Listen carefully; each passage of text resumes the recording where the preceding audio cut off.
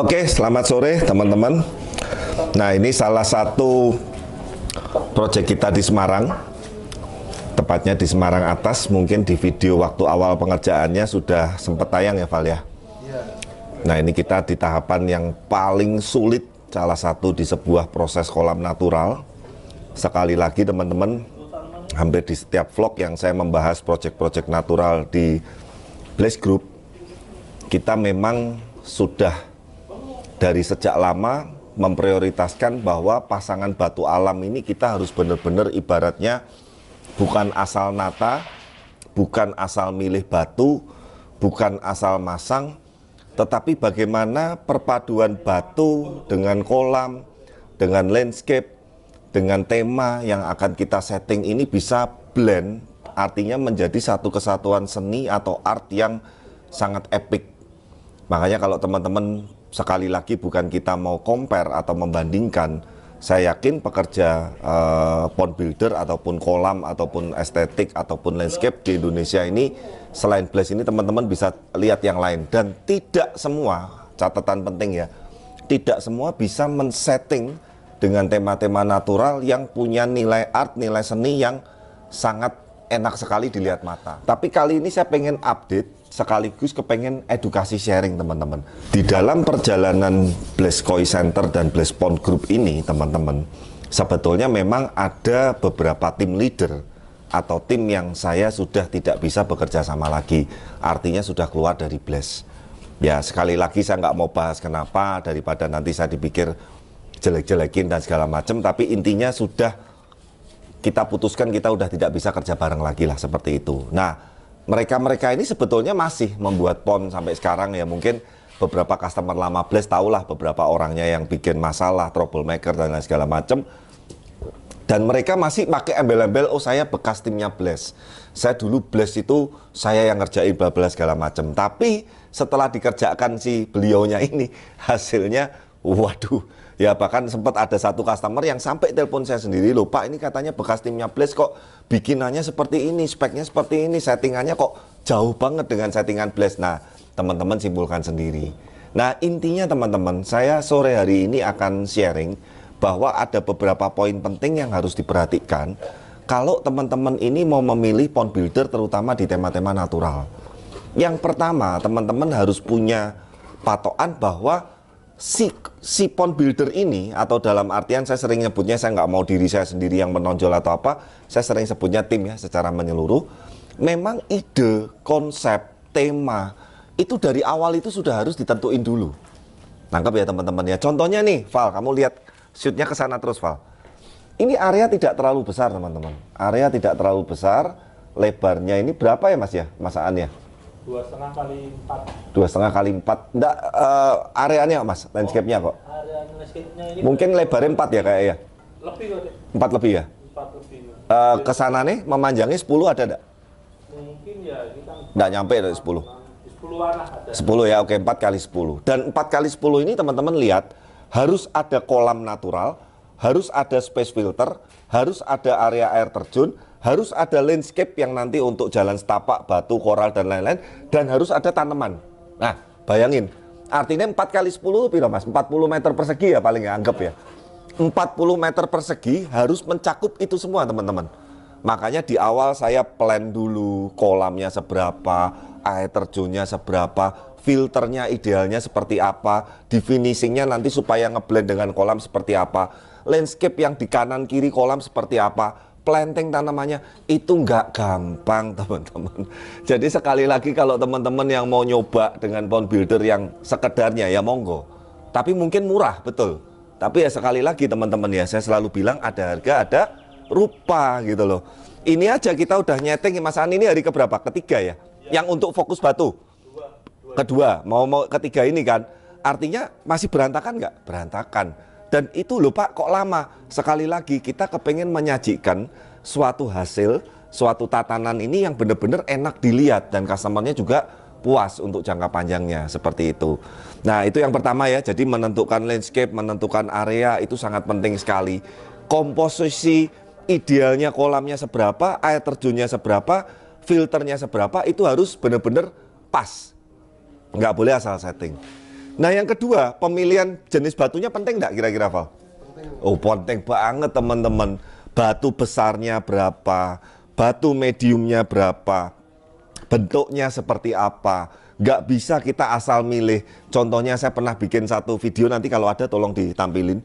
Kita ke pengepul batu, segitu banyaknya ya. Kamu udah pernah ke Polaman juga? Yang kepilih berapa, Val, kira-kira? Nah itu pun kita nggak bisa sembarangan. Nah, terkadang ada beberapa, maaf nih, pekerja seni seperti kami yang dalam tanda petik milih batunya juga asal. Memang murah, memang cepat, memang gampang, tapi ya di setting hasilnya pasti beda. Nah, setelah batunya tuh ketemu jenisnya, idealnya, yang besar berapa, yang medium berapa, yang kecil berapa, yang koral berapa, teknik pemasangan penting nggak? Wah, penting banget teman-teman. Bahan batu yang bagus, bahan batu yang sama, dipegang atau disetting orang yang nggak tepat tangannya, jadinya juga beda. Ya, nanti kalau bisa sambil saya jelasin ini tolong ditampilin saat-saat kita setting batu, saat kita setting air terjun, saat kita setting landscape, bahkan yang sudah jadi-jadi tolong ditampilin ya, supaya teman-teman juga ada gambaran. Nah teman-teman, dari 3 poin tadi, yang pertama menentukan landscape-nya dulu, dalam artian komposisi kolam, komposisi air terjun, komposisi yang akan jadi dry garden, yang akan ada planting tanaman, itu sangat penting di awal. Yang kedua, pemilihan jenis batu. Nah, yang ketiga, teknik atau setting pemasangannya, itu juga sangat penting sekali. Nah, terakhir nanti yang keempat apa? Finishing. Finishing itu nanti ada yang planting mousse, mau itu mousse-nya asli atau sintetik, planting tanaman, ada batu-batu hias. Nanti seperti patung ini, Val, kita akan satukan supaya ngeblend dengan filter, dengan kolamnya. Seperti pesannya customer, si angsa ini harus ada di area landscape ini ya. Dan juga ada patung Tuhan Yesus ya, kebetulan beliau Katolik ya. Jadi patung itu juga akan kita setting, nanti di sekelilingnya ada batu-batu dan tanaman yang pasti nanti keren. Nah, sekali lagi teman-teman, itu semua butuh proses yang nggak bisa asal-asalan, yang nggak bisa ibaratnya sembarangan. Tapi saya sudah komit. Bahkan saya sering ngomong kalau ada customer yang kontak, Pak, saya pengen bikin kolamnya natural yang sekedarnya aja, yang biasa-biasa, langsung saya udah nggak mood. Karena memang kita bukan di market itu, teman-teman. Kita memang buat teman-teman yang kepengen, atau buat customer yang kepengen naturalnya bener-bener epic, jangka panjang, dan sangat keren sekali. Itu yang memang kita kejar. Tapi ada konsekuensinya. Harganya, waktunya, speknya ya otomatis mengikuti. Nah, supaya kita nggak kebanyakan ngomong dan ngevlog juga, ini stop dulu ya, karena sekali lagi saya selalu ngomong, kalau saya pas nyeting batu bersama dengan tim, kita akan mulai mencari batu-batu dan masang dengan letak-letak yang maksimal, tolong vlog berhenti. Ya mungkin kamu nanti pakai handphone aja ya, dan jangan ibaratnya banyak nanya ya. Jadi kamu ikutin aja, Val. Nanti setelah perubahannya dan segala macam kelihatan, kita lanjut vlog lagi ya. Oke, kita lanjut sekarang.